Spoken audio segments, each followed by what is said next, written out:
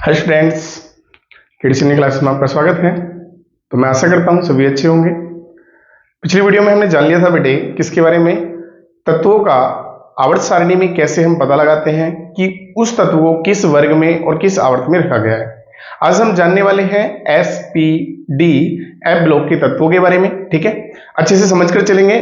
S block के तत्वों का इलेक्ट्रॉनिक विन्यास क्या होता है, और दूसरी बात एस ब्लॉक के तत्वों को किस प्रकार से हम लोग क्या कर सकते हैं, वर्गीकृत कर सकते हैं, उनको किस किस वर्ग में रखा गया है। दूसरी बात एस ब्लॉक के तत्वों के लक्षण क्या है। ठीक है, इसी प्रकार से हम पी के समझेंगे। चलो तो समझते हैं एस ब्लॉक के बारे में। पहला टर्म्स अगर मैं कहूं एस ब्लॉक के तत्व किसे कहते हैं बेटे, तो डेफिनेशन में सिंपल सी बात है। प्रत्येक ब्लॉक के तत्वों की डेफिनेशन कैसे आप बना सकते हो, तो हम कहेंगे वे तत्व जिनका अंतिम इलेक्ट्रॉन, ठीक है, एस उपकोष को भरता है। ठीक है बेटे, किसको फिल करता है भैया, एस उपकोष को भरता है, एस ब्लॉक के तत्व कहलाते हैं।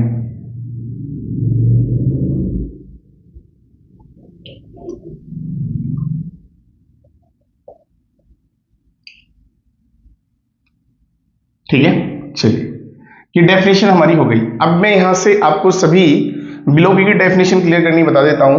वे तत्व जिनका अंतिम इलेक्ट्रॉन किसको भरेगा भैया, एस उपकोष को भरेगा तो एस ब्लॉक के तत्व कहलाएंगे। पी उपकोष को भरेगा तो पी ब्लॉक के तत्व कहलाएंगे। डी उपकोष को भरेगा तो डी ब्लॉक के तत्व कहलाएंगे। एफ उपकोष को भरेगा तो एफ ब्लॉक के तत्व कहलाएंगे। कॉमन है, तो चारों ब्लॉकों की डेफिनेशन यहां से क्लियर हो जाती है। ठीक है बेटे, अब हमें देखना है यहां से क्या कि कैसे भरता है। लाइक दिस, हमें पता है एस ब्लॉक के तत्वों को कितने वर्गों में बांटा गया है भैया, दो वर्गों में बांटा गया है, फर्स्ट और सेकंड। ठीक है, दोनों वर्गों के बारे में आपको पता होना चाहिए। पहले वर्ग के अंदर कौन कौन से तत्व आते हैं हमारे पास भैया, hydrogen, lithium, sodium, potassium, rubidium, caesium और फ्रेंसियम।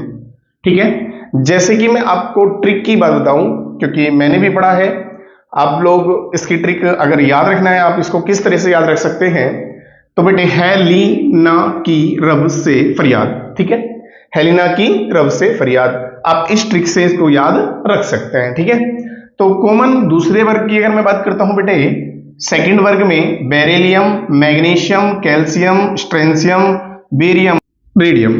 ठीक है, अगर मैं कुल मिला की बात करता हूं क्या कि हमारे पास जो एलिमेंट्स हैं, क्या है भैया, एलिमेंट्स हैं, इनके अंदर सबसे पहली बात हमें इनके परमाणु क्रमांक कैसे पता चले, उसके बाद इनका इलेक्ट्रॉनिक विन्यास क्या होता है, इनकी प्रॉपर्टी क्या होती है, उसको भी हम समझते हैं।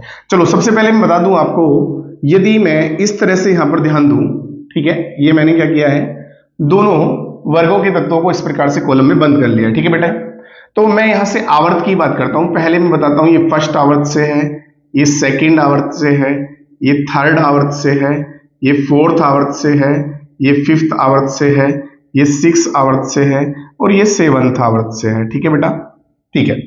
चलिए अगर मैं कहूं पहले आवर्त में पहले ही तत्व का परमाणु क्रमांक कितना होता है, एक होता है। यदि मैं एक में +2 ऐड करूं, बहुत आसान तरीके ध्यान समझना, 2 ऐड करूं तो यहां पर 3 आएगा, और 3 के बाद मैं +8 ऐड करूं तो मेरा कितना आ जाएगा भैया, 11 आएगा, और 11 में प्लस में कितने ऐड करूं, 8 ऐड करूं तो मेरा कितना आ जाएगा भैया, 19 आएगा, और यदि मैं प्लस इसमें 18 ऐड करूं तो मेरा आ जाएगा भैया 37, और 37 में फिर से 18 ऐड करूं प्लस करके, ठीक है, तो मेरा कितना आ जाएगा भैया, 55 आएगा। कितना आएगा भैया, 55, और 55 में +32 ऐड करता हूं तो मेरा कितना आ जाता है भैया, 87 आ जाता है। कितना आ जाता है भैया, 87। तो इस प्रकार से मैंने सिखाया आपको किस प्रकार से हम वर्ग के तत्वों के परमाणु क्रमांक याद रख सकते हैं। अब 3 में +1 ऐड करेंगे तो 4, 11 में 1 ऐड करेंगे तो 12, 19 में ऐड करेंगे तो 20, 37 में ऐड करेंगे तो 38, 55 में ऐड करेंगे तो 56, 87 में ऐड करेंगे तो 88। ठीक है, तो इस प्रकार से हम लोग क्या कर सकते हैं, तत्वों के परमाणु क्रमांक याद रख सकते हैं। ठीक है, अब बात आ जाती है किसकी भैया, इलेक्ट्रॉनिक विन्यास की। पहली बात तो मैं बात करता हूं किसकी भैया, इलेक्ट्रॉनिक विन्यास। इलेक्ट्रॉनिक विन्यास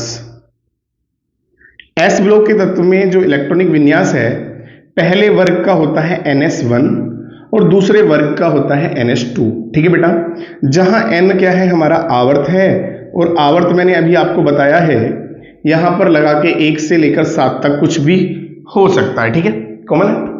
तो अगर मैं एक एग्जाम्पल उठा लेता हूं लाइक दिस, जैसे कि मैंने सोडियम को उठाया है, सोडियम जिसका परमाणु क्रमांक 11 होता है, electronic configuration 1s2 2s2 2p6 और 3s1।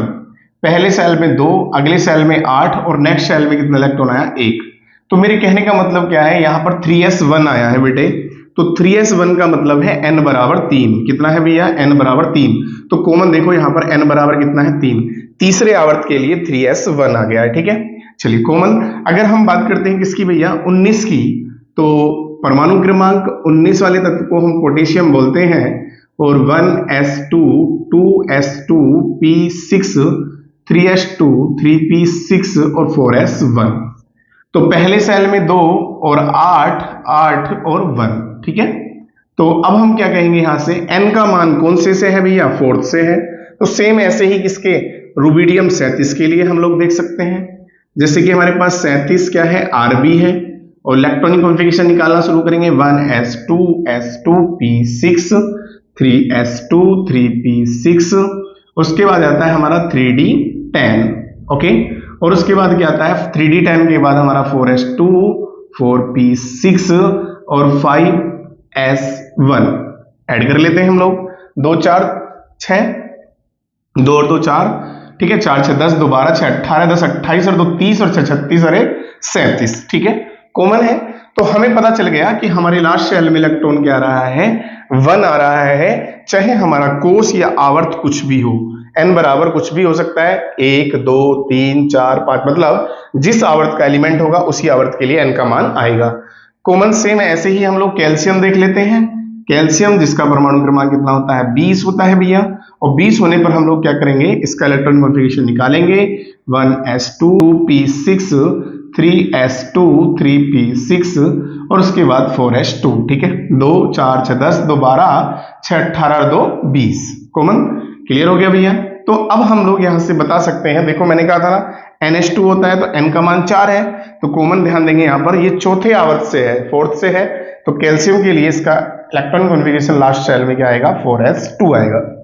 तो इस प्रकार से हमने जाना इलेक्ट्रॉनिक कॉन्फ़िगरेशन के बारे में। ठीक है, दूसरी बात अगर मैं बात कर लेता हूं किसकी भैया, संयोजकता की। किसकी भैया, संयोजकता। ठीक है बेटे, अब संयोजकता जो होती है NS1 वाले की कितनी होगी, 1 ही होगी, और NH2 वाले की कितनी होगी, 2 होगी। यदि मैं यहां पर संयुक्ता की बात कर लेता हूं, संयुक्ता का मतलब है इलेक्ट्रॉनों के संयोग करने की क्षमता कितनी होती है, जब इसके सेल में 1 इलेक्ट्रॉन होगा तो 1 से संयोग करेगा, और इसके में 2 होंगे तो 2 से संयोग कर सकता है, इसलिए इसकी संयुक्ता 1 और इसकी संयुक्ता 2। और यदि मैं कहूं यहां से कितने इलेक्ट्रॉन त्याग कर धनायन बना सकते हैं, याद रखना अगर NS1 है तो मैं कहूंगा इसके यहां पर ध्यान दो, पहले इलेक्ट्रॉन को अगर ये बाहर त्याग दे एनर्जी मिलने पर तो इसका मतलब क्या है, तो ये यहां से +1 आवेश क्या करेंगे, प्राप्त करेंगे एक इलेक्ट्रॉन को त्याग कर, और ये +2 आवेश प्राप्त करते हैं। ठीक है ना, तो इनकी ऑक्सीकरण अवस्था भी हम बोल देते हैं +1 होती है, इनकी +2 होती है। ठीक है, किसकी भैया, दूसरे वर्ग की। अब फर्स्ट वर्ग के तत्वों को कहते क्या है, सेकंड वर्ग के तत्वों को कहते क्या है, वही हमें कवर करना है। ठीक है बेटे, यदि मैं फर्स्ट वर्ग की बात करूं तो फर्स्ट वर्ग के तत्व जो होते हैं हमारे किसके भैया, फर्स्ट वर्ग के, इनको कहा जाता है क्षार धातु। क्या कहा जाता है भैया, क्षार धातु। ठीक है, और सेकंड वर्ग के जो तत्व होते हैं दूसरे वर्ग के, इनको क्या कहा जाता है भैया, सेकंड वर्ग के तत्वों को कहा जाता है क्षारीय मृदा धातु। क्या कहा जाता है, क्षारीय मृदा धातु। ठीक है बेटे, ओके।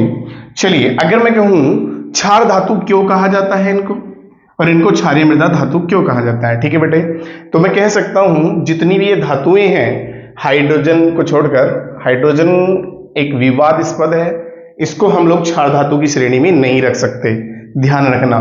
केवल कहां से शुरू होंगी हमारी, लिथियम से शुरू होंगी क्षार धातु। कहां से शुरू होंगी भैया, क्षार धातु यहां से शुरू होगी लिथियम से। ठीक है बेटे, कॉमन बात याद रखना, हाइड्रोजन दोनों से समानता शो करता है, मतलब वर्ग 1 से भी और वर्ग 17 से भी, इसीलिए हम क्षार धातु की श्रेणी में केवल कहां से lithium, sodium, potassium, rubidium, caesium, francium तक मानते हैं। ठीक है, अब कॉमन में कहता हूं क्षार धातु क्यों कहते हैं इनको बेटे? क्षार धातु इसलिए कहते हैं बेटे कि ये जो धातुएं हैं ये जल से क्रिया करके क्या बनाती हैं? क्षार बनाती हैं। क्या बनाती है भैया? क्षार बनाती है, इसलिए इनको क्षारीय धातु कहा जाता है। लेकिन इनको क्षारीय मृदा धातु क्यों कहते हैं? पहली बात तो ये भी जल से क्रिया करके क्या बनाती है भैया? जल से क्रिया करके ये क्या बनाती है? क्षार बनाती है। ठीक है, इनके जो ऑक्साइड होते हैं या हाइड्रोक्साइड होते हैं वो कैसे होते हैं? क्षारीय होते हैं। ठीक है ना, प्लस मृदा से प्राप्त हो सकते हैं। अब मृदा से प्राप्त होने के कारण इनको क्या कहा जाता है? क्षारीय मृदा धातु कहा जाता है। ठीक है, चलिए कॉमन, अब ये पॉइंट मैंने यहां से क्लियर किया। आगे मैं करैक्टर की बात करता हूं, देखो मैं आपको समझा के चलूंगा तो आप लोग यहां से डिनोट कर सकते हैं। तो यहां पर जो तत्व हैं, अगर मैं धात्विक लक्षण की बात करूं, किसकी बात करूं भैया? मेटालिक करैक्टर की बात करूं तो वर्ग में जब अप टू डाउन चलेंगे तो मेटालिक करैक्टर क्या होता है भैया? इंक्रीज होता है। क्या होता है? इंक्रीज होता है। ठीक है ना, तो धात्विक लक्षण क्या होंगे? वर्ग में ऊपर से नीचे चलने पर बढ़ेंगे, पहला करैक्टर हो गया। दूसरी बात, इनकी क्रियाशीलता भी क्या होती है? वर्ग में ऊपर से नीचे चलने पर क्या होती है? बढ़ती है। ठीक है भैया, तीसरी बात अगर मैं कहूं यहां से क्या कि इनकी जो आयनन एंथैल्पी के मान होते हैं वो क्या होते हैं? बहुत कम होते हैं। क्यों? क्योंकि इनके पास जो इलेक्ट्रॉन है उसको निकालना क्या होता है? आसान होता है, इसलिए इनके आयनन विभव क्या होते हैं भैया? कम होते हैं। नेक्स्ट बात मैं कहूं बहुत क्रियाशील होते हैं। दूसरी बात अगर मैं कहूं यहां पर फ्रेंशियम और रेडियम जो होते हैं ये दोनों तत्व कैसे होते हैं? रेडियो एक्टिव होते हैं। क्या होते हैं भैया? रेडियो एक्टिव होते हैं। ठीक है, एक और टर्म्स मैं आपको बहुत इंपॉर्टेंट बताता हूं, यहां पर जो लिथियम और बेरिलियम है बेटे, लिथियम और बेरिलियम दोनों के जो यौगिक होते हैं अधिकतर कैसे होते हैं? सहसंयोजी होते हैं। और इन दोनों को छोड़कर बाकी सभी तत्व ज्यादातर कैसे यौगिक बनाते हैं? आयनिक यौगिक बनाते हैं। ठीक है,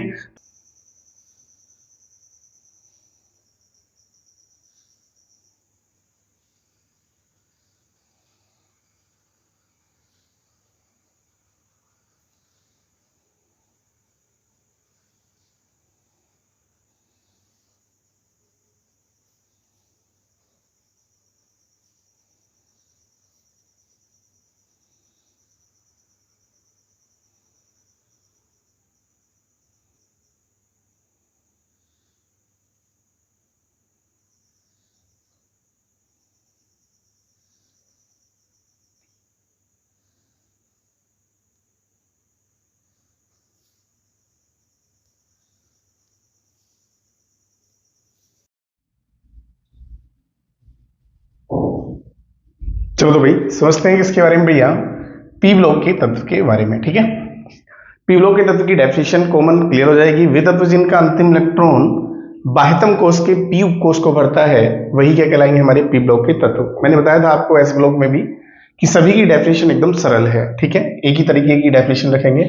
मेन कॉमन बात क्या है भैया? पी ब्लॉक के तत्वों के बारे में हमें समझना, पी ब्लॉक के तत्व को किस प्रकार से हम लोग डिफाइन करेंगे उस बात को समझकर चलेंगे। ठीक है बेटा, तो पी ब्लॉक के तत्व में पहली बात आपको बता दूं, पी ब्लॉक में वर्ग 13 से वर्ग 18 तक के तत्वों को रखा गया है। ठीक है, पहला पॉइंट क्लियर हो जाता है। अब 13 से लेकर 18 तक के तत्वों को रखा जाता है, ये बात हमारी कॉमन क्लियर हो जाती है। दूसरी बात मैं आपको बता दूं बेटे, इसके अंदर सबसे पहली बात क्या है कि इसमें धातु, अधातु, उपधातु 3 प्रकार के तत्व इसके अंदर विद्यमान है। ठीक है, चलिए भाई, यदि मैं सबसे पहले आपको ट्रिक बताता हूं इनके परमाणु क्रमांक कैसे आप लोग याद रखेंगे। ठीक है बेटा, क्योंकि हम लोग जानते हैं बोरोन का परमाणु क्रमांक कितना होता है भैया? 5। कितना होता है भैया? 5। ठीक है, और एल्यूमिनियम का आप लोग वैसे जानते होंगे 13 होता है, लेकिन मैं ट्रिक बताता हूं कि इसमें +8 ऐड करेंगे तो कितना आ जाएगा हमारा? 13। ठीक है भैया, कितना आ जाएगा भैया? 13। उसके बाद अगर मैं बात करूं किसकी भैया, इसके अंदर अगर मैं ऐड कर देता हूं कितना भैया? 18। कितना ऐड कर देता हूं? 18। तो 18 ऐड करने पर मेरा कितना आ जाता है? ठीक है, 18 ऐड करने पे कितना हो जाएगा मेरा? 31। तो कॉमन फिर मैं क्या करूंगा, इसमें फिर से 18 ऐड करूंगा, +18, और +18 ऐड करने पर मेरा आ जाएगा 49। ठीक है भैया, ओके। फिर मुझे कितना ऐड करना है इसमें? 32 ऐड करना है। कितना ऐड करना है भैया? 32। और जैसे ही मैं 32 ऐड करता हूं तो मेरा कितना आ जाता है? 81। ठीक है। अब उसके बाद फिर से मुझे पुनः क्या करना पड़ेगा, 32 ऐड करना पड़ेगा, और 32 ऐड करने पे प्लस 32 ऐड करने पर मेरा कितना आ जाएगा भैया, 113। ठीक है। तो कॉमन मैं आपको बात बता दूं, मैंने आपको बताया किस प्रकार से हम लोग तत्वों के क्या याद कर सकते हैं, परमाणु क्रमांक। ठीक है। 5 के बाद 6, 7, 8, 9 और एक 10, ऐसे ही 14, 15, 16, 17 और 18। ठीक है। 31 के बाद 32, तो आप लोग ऐसे ही याद कर सकते हैं। तो हमारा 33, 34, 35 और एक 36 आ जाएगा। इसी प्रकार से 49, 50, 51, 52, 53 और 54 आ जाएगा। ठीक है। ऐसे 81, 82, 83, 84, 85, 86 आ जाएगा। ठीक है। चलिए, अब कॉमन बात मुझे करनी है क्या, यहां पर इनको याद कैसे रखें, तत्वों को याद रखने की ट्रिक। ठीक है। बैंगन, आलू, गाजर इन थैला। ठीक है। काजोल सी जींस सनी पहने। ठीक है। उसके बाद हमारा आ जाएगा नाना पाटेकर असरानी सब बीमार। ओके। ओम साइंस से तेरी पूजा। ठीक है। उसके बाद फायर क्लोरीन बरसाए आयोडीन अटैक खाए। ठीक है। नीयर करे जीनान को रंगीन। ठीक है। अब कॉमन बात यह आ जाती है कि मैं सबसे लास्ट वाले तत्व को अपनी ट्रिक में क्यों नहीं लेके चल रहा हूं। भैया मैं आपको बता देता हूं, ये जो तत्व है सबसे लास्ट वाले, ये रेडियो एक्टिव तत्व है। इनका अर्धायु काल बहुत कम होता है और जिसके कारण इनका कोई यौगिक अभी तक ज्ञात नहीं है। तो इसलिए बस आपको इनके बारे में याद रखना है कि ये तत्व होते हैं, मगर इनका कोई यौगिक नहीं है, तो अभी इसके गुणों का अध्ययन नहीं हो पाया है, इसलिए ट्रिक हमने इसकी बनाई है। ओके। चलिए, जैसे कि मैं बता दूं आपको, ये इन तत्वों के बारे में पहले बता देता हूं। जो हमारे तत्व कैसे हैं भैया, रेडियो एक्टिव है, निहोनियम है, फ्लोरोवियम है, मास्कोबियम है, लिब्रोरियम और टेनेसाइन है और ऑग्नेसम। ठीक है। तो ये कुल मिला के हमारे तत्व जिसका परमाणु क्रमांक 113, 114, 115, 116 और 117 और लास्ट वाले का 118 आएगा। ठीक है। चलिए, तो इस प्रकार से मैंने आपको बताया किस प्रकार से हम तत्वों को ट्रिक से याद रख सकते हैं और कैसे हम उनके परमाणु क्रमांक ज्ञात कर सकते हैं। उसके बाद अगर मैं बात करता हूं किसकी भैया, इलेक्ट्रॉनिक विन्यास की। किसकी बात करता हूं भैया मैं, इलेक्ट्रॉनिक विन्यास। तो पहले वाले वर्ग जो है 13 के तत्वों का इलेक्ट्रॉनिक कॉन्फ़िगरेशन NH2, NP1 होता है और इनका इलेक्ट्रॉनिक कॉन्फ़िगरेशन NH2, NP2 होगा, NH2, NP3 होगा, NH2, NP4 होगा, NH2, NP5 होगा और NH2, NP6 होगा। ठीक है बेटे। तो इस प्रकार से मैंने बताया आपको हर वर्ग के तत्वों का इलेक्ट्रॉनिक कॉन्फ़िगरेशन। तो मैं सीधा यहां से कहूंगा कि इनका इलेक्ट्रॉनिक कॉन्फ़िगरेशन NH2, NP1 से 6 तक होता है। ठीक है। ये कॉमन हमारा पॉइंट हो जाता है क्योंकि P में 1 से लेकर 6 तक इलेक्ट्रॉन आ सकते हैं। ठीक है भैया। चलिए, अब लाइक दिस, जैसे कि हमें एल्यूमिनियम का निकालना है। एल्यूमिनियम जिसका परमाणु क्रमांक कितना होता है भैया, 13। कितना होता है भैया, 13। तो 1s2, 2s2, 2p6 और उसके बाद 3s2 और 3p1। ठीक है।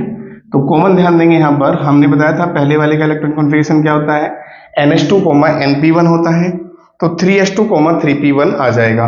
यदि आप लोग आवर्त की बात करें, दूसरा, तीसरा, चौथा, पांचवा, छठा और सातवां आवर्त है। हर तत्व के लिए सिर्फ n का मान क्या है, उसके आवर्त पर डिपेंड करेगा। लाइक दिस, जैसे 13 है, 13 कौन से आवर्त का होता है, मैंने अभी तीसरे आवर्त का होता है, तो इसलिए n का मान क्या आ रहा है, तीसरा आ रहा है। आप लोगों को क्या है, अगर इलेक्ट्रॉनिक कॉन्फ़िगरेशन निकालना आसान समझना है, मैंने यहां पर बताया था G का परमाणु क्रमांक 32 होता है, तो AS का कितना हो जाएगा, 33 हो जाएगा। तो कॉमन AS का परमाणु क्रमांक हमारा 33 होता है और इसका इलेक्ट्रॉनिक कॉन्फ़िगरेशन हमें निकालना है। तो 1s2, तो ध्यान देंगे ये कौन से आवर्त से है, ग्रुप 15 से है और NH2, NP3 जाएगा। बट n का मान यहाँ कितना आएगा, यहाँ 2 या 3, यहाँ 4 आएगा, 4 आएगा, डैश मारेंगे और 4s2, 4p क्या लिख देंगे, यहाँ पर देखिए 3। ठीक है। ये हो गया इसका इलेक्ट्रॉनिक कॉन्फ़िगरेशन। क्योंकि बेटे मैं आपको बता दूं, पिछला कोर्स में कितने इलेक्ट्रॉन आ रहे हैं हमें उससे जानने की जरूरत नहीं, क्योंकि हमारी जो प्रॉपर्टी है वो किस पे डिपेंड करेंगी, लास्ट शेल के इलेक्ट्रॉन पे डिपेंड करेंगी। तो इस तरह से हमें पता चल जाता है कि इलेक्ट्रॉनिक कॉन्फ़िगरेशन, तभी तो हमने लिख दिया पूरे ग्रुप के तत्वों के इलेक्ट्रॉनिक विन्यास यहाँ एक ही लाइन में लिख दिए सबके। ठीक है ना, इसीलिए। चलिए आगे हम जान लेते हैं किसके बारे में बेटे, जो वर्ग 18 के तत्व होते हैं इनको क्या कहा जाता है भैया, उत्कृष्ट गैस कहा जाता है। क्या कहा जाता है इनको? उत्कृष्ट गैस कहा जाता है। क्यों कहा जाता है भैया, ये भी समझते हैं। पहली बात तो इनके जो अष्टक होते हैं या बाह्य कोश जो होते हैं पूर्ण होते हैं, और उनके पूर्ण होने के कारण ये बहुत कम क्रियाशील होते हैं। बहुत कम मात्रा में कुछ ही तत्व क्या करते हैं, यौगिक बनाते हैं। और दूसरी बात, वायुमंडल में भी इनकी मात्रा बहुत कम पाई जाती है, इसलिए इनको कहा जाता है उत्कृष्ट गैसें कहा जाता है। उसके बाद अगर मैं बात करूं, देखो मैं करेक्टर पी ब्लॉक के आपको अच्छे से बता के चलूंगा, तो आपको खुद ही नोट्स करने हैं। चलिए आगे चलते हैं। उत्कृष्ट गैसों की एक बात और मैं आपको बता के चलता हूं, इनको वर्ग 18 में रखा गया है। ठीक है, कहां रखा गया है? वर्ग 18 में। तो यहां पर एक तत्व और आता है जो वर्ग 1 में रखा गया है, जिसको हम हीलियम बोलते हैं। मैंने उसको यहां नहीं दिखाया था क्योंकि वर्ग यहां पर सेकंड है, तो ये हीलियम होता है। इसका इलेक्ट्रॉन कॉन्फ़िगरेशन 1s2 क्या होता है? 1s2 होता है, क्योंकि इसका परमाणु क्रमांक कितना होता है भैया? 2 होता है। अब इसका अंतिम इलेक्ट्रॉन किसमें प्रवेश कर रहा है? s उपकोष में प्रवेश कर रहा है। किसमें प्रवेश कर रहा है? s उपकोष में। लेकिन इसका लास्ट शेल पूर्ण होने के कारण इसको किसके साथ रखा गया है? उत्कृष्ट गैसों के साथ रखा गया है। ठीक है, चलिए आगे समझते हैं किसके बारे में भैया। वर्ग 17 के जो तत्व होते हैं इनको क्या कहा जाता है? हैलोजन कहा जाता है। क्या कहा जाता है भैया? हैलोजन कहा जाता है। क्यों कहा जाता है इनको हैलोजन, वो भी मैं बताता हूं। क्योंकि इनमें कुछ तत्वों के जो यहाँ पर जो तत्व दिख रहे हैं हमें ClBrI, ये समुद्री लवणों से प्राप्त होते हैं। किससे प्राप्त होते हैं भैया? समुद्री लवणों से प्राप्त होते हैं, इसीलिए इनको क्या कहा जाता है? हैलोजन्स कहा जाता है। उसके बाद अगर मैं वर्ग 16 की बात करूं, तो इनको क्या कहा जाता है भैया? चाल्कोजेन कहा जाता है। क्या कहा जाता है? चाल्कोजेन कहा जाता है। ठीक है बेटे, चाल्कोजेन। अब इनको चाल्कोजेन क्यों कहा जाता है वो भी बात मैं आपको बता देता हूं। क्योंकि चाल्कोजेन का मतलब होता है कि ये किसका निर्माण करते हैं भैया? खनिजों का निर्माण करते हैं। किसका निर्माण करते हैं भैया? खनिजों का निर्माण करते हैं, या खनिजों के रूप में पाए जाते हैं, इसलिए इनको क्या कहते हैं? हम चाल्कोजेन कहते हैं। ठीक है बेटे। दूसरी बात, यदि मैं आपको बताऊं किसके बारे में भैया, इस वर्ग में अधिकतर अगर हम लेफ्ट टू राइट चलते हैं, लेफ्ट टू राइट चलते हैं, तो लेफ्ट टू राइट चलने में दो मुख्य वर्ग ध्यान देंगे, 16 और 17। ये बहुत इंपॉर्टेंट वर्ग क्यों माने जाते हैं? क्योंकि ये बहुत आसानी से इलेक्ट्रॉन ग्रहण करके अपना विन्यास किसकी भांति प्राप्त कर लेते हैं? उत्कृष्ट गैसों की भांति प्राप्त कर लेते हैं। इसलिए वर्ग 17 के जो तत्व होते हैं ये हाई इलेक्ट्रोनेगेटिव होते हैं, मतलब इनकी विद्युत ऋणात्मकता अधिक होती है और विद्युत ऋणात्मकता अधिक होती है। इसके बारे में भी अभी जानने वाले हम आगे। ठीक है, तो दूसरी बात मैं आपको बता दूं कि इसमें यहां पर आवर्त में लेफ्ट टू राइट चला जाता है, मतलब इधर से इधर चलते हैं, तो धात्विक गुणों में क्या होती है हमेशा याद रखेंगे, कमी होगी, और अधात्विक गुणों में क्या होगी भैया? वृद्धि होगी। ठीक है, और वर्ग में अप टू डाउन चलने पर धात्विक लक्षण क्या होते हैं भैया? अप टू डाउन चलने पर क्या होते हैं? धात्विक लक्षण क्या होते हैं? नीचे चलने पर बढ़ते हैं। क्या होते हैं भैया? बढ़ते हैं। ठीक है, चलिए यदि मैं बात करता हूं किसकी भैया, यहां से अगर मैं सिलिकॉन की बात करूं, किसकी भैया? सिलिकॉन,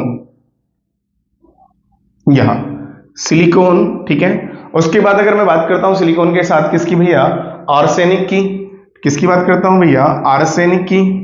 ओके, और उसके साथ साथ आर्सेनिक के साथ साथ अगर मैं बात करता हूं जर्मेनियम की। ठीक है, और उसके साथ एंटीमनी की अगर मैं बात करूं, किसकी बात करूं भैया? एंटीमनी की। तो ये तत्व हमारे किस श्रेणी में आते हैं भैया? उपधातु की श्रेणी में आते हैं। किसकी श्रेणी में आते हैं भैया? उपधातु की श्रेणी में आते हैं। और इसके बाद ये ऊपर वाले तत्व हमारे किस में आते हैं भैया?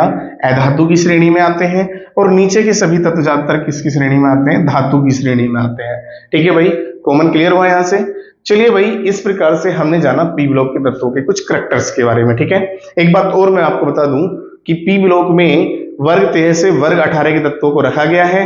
दूसरी बात अगर मैं आपसे कहूं क्या भैया, कि पी ब्लॉक के तत्व और एस ब्लॉक के तत्व जो होते हैं संयुक्त रूप से क्या कहे जाते हैं? निरूपक तत्व कहे जाते हैं। क्या कहे जाते हैं भैया?